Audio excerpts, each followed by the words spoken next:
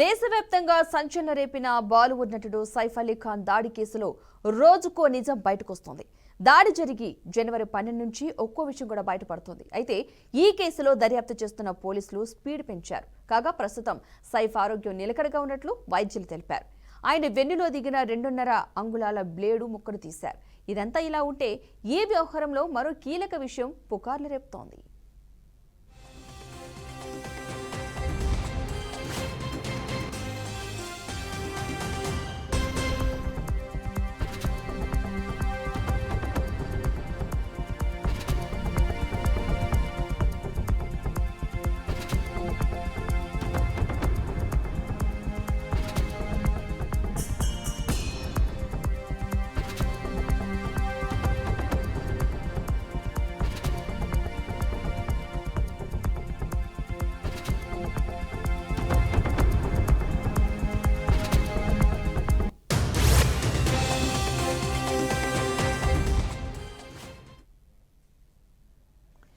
సైఫ్ పై దాడి చేసింది ఆయన డ్రైవరే అనే అంశం చర్చనీయాంశంగా మారింది. అయితే ఇతను ఎందుకు దాడి చేశాడు అనేది కీలకం. డ్రైవర్ ప్రియురాలు సైఫ్ ఇంట్లో పని మనిషిగా పనిచేస్తోంది. పని మనిషితో సైఫ్ అఫైర్ పెట్టుకోవడమే ఆయనపై దాడికి దారి తీసిందని సోషల్ మీడియాలో ప్రచారం సాగుతోంది. పని మనిషి డ్రైవర్ ఇద్దరు లవర్స్. వీళ్ళిద్దరి మధ్య సైఫ్ అడ్డుగా ఉన్నాడనే డ్రైవర్ దాడి చేసినట్లుగా అంటున్నారు.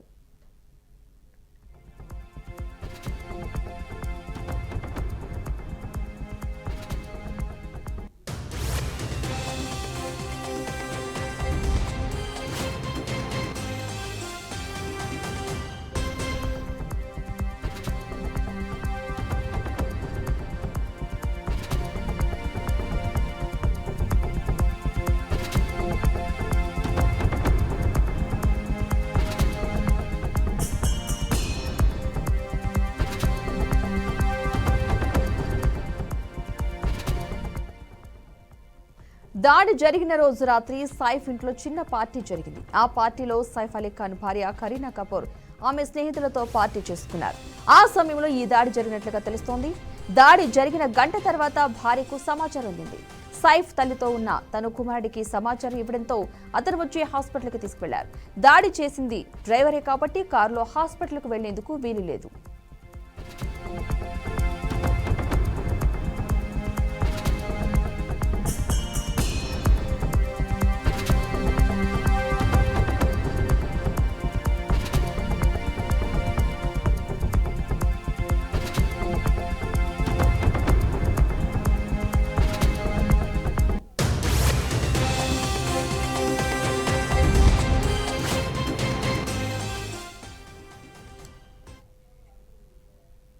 అయితే జరిగింది ఇదైతే సైఫ్ కుటుంబం కట్టుకథ అలిందనే ఆరోపణలు కూడా వెలువెత్తుతున్నాయి. అదే కాక పోలీసుల దర్యాప్తులో భాగంగా సీసీటీవీ ఫుటేజ్ పరిశీలిద్దామనుకుంటే అక్కడ కెమెరాలు లేకపోవడం గమనార్హం.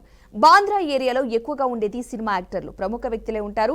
అలాంటి ఏరియాలో ఉన్న అపార్ట్మెంట్ లో అది సైఫ్ అలీ ఖాన్ ఇంట్లో తనపై దాడి జరగడం అనేది మామూలు విషయం అయితే కాదు. ఖచ్చితంగా ఈ దాడి వెనుక ఏదో పెద్ద విషయం ఉంది.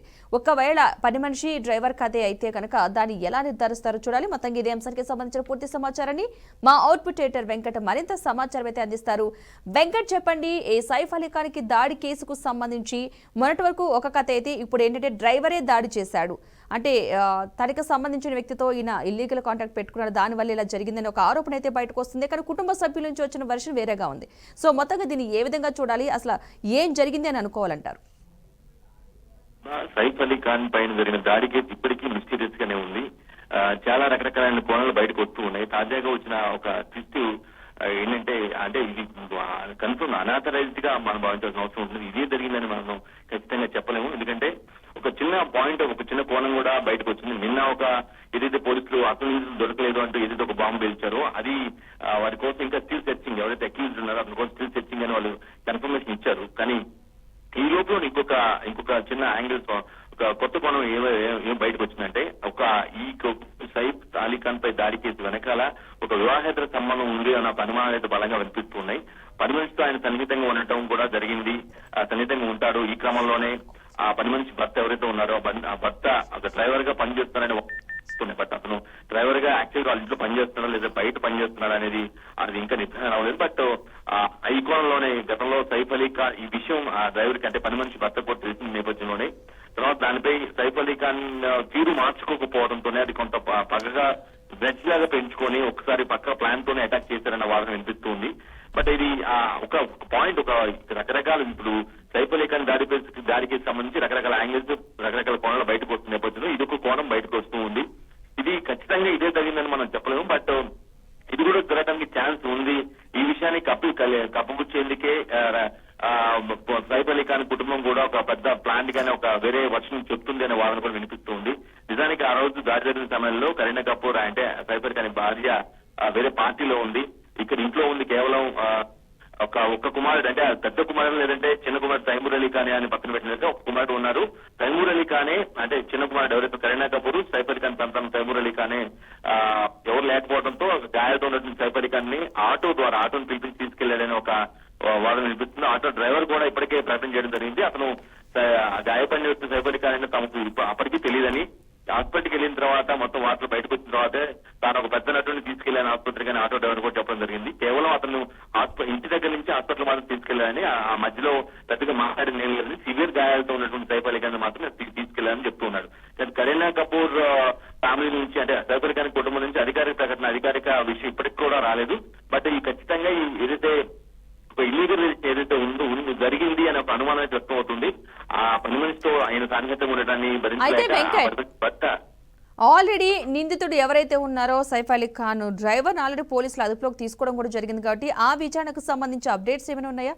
అంటే విచారణ ఆల్రెడీ జరుగుతుంది కాబట్టి ఈ పాయింట్ ఆఫ్ యాంగిల్ కూడా బయటకు వచ్చిన నేపథ్యంలో అనుమానితుడిగా డ్రైవర్ కూడా తదుపరి తీసుకున్నారు. డ్రైవర్ ఆయన ప్రమేయం ఎంతవరకు ఉంది, ఏంటి, నిజంగానే అతనే చేశాడా లేదా అనే విషయంపై మాత్రం ఎందుకంటే ఇది హై ప్రొఫైల్ కేసు కాబట్టి అంత ఈజీగా ప్రతి ఒక్కటి బయటికి రాదు. చాలా గోప్యంగా ఉంచుతూ, చాలా గోప్యంగా విచారిస్తూ ఒక్కొక్క అంశాన్ని బయటకు వచ్చే అవకాశం కనిపిస్తుంది. నిన్న మనం అంతా చూసాం ఏ విధంగా అతను ఒక ఎక్విజ్ ఎవరైతే పడుతున్నారో అతనే అనుకోని ఆల్మోస్ట్ అన్ని మీడియాలు కావచ్చు, అన్ని కథనాలు కానీ బయటకు వచ్చేసి అతనే ఎక్విజ్, అతనే చేశాడు, అటాక్ చేశాడు, ఆ వ్యక్తిని ఆంధ్ర పోలీసులు పట్టుకుని విచారిస్తున్నారని ఏదైతే మనకు జరిగిందో ఆ చివరికి సాయంత్రం వచ్చేసరికి మొత్తం స్టోరీ మారిపోయింది. అతను కాదు, మేము దాడి చేసిన వ్యక్తి అరెస్ట్ చేయలేదని స్వయంగా పోలీసులే ప్రకటించారు.